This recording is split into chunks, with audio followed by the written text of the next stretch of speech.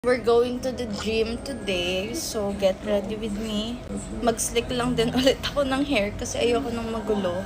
Gagamit lang ako ng slick stick, etong Lolly Confetti.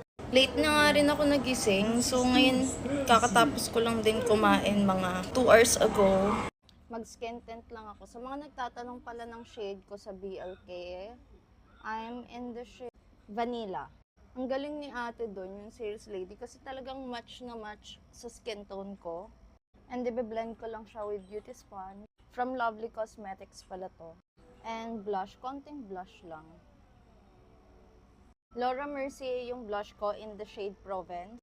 Next is bronzer. And konting kilay lang. Benefit yung brand ng pangkilay na ginagamit ko. Set ko lang yung buong face ko.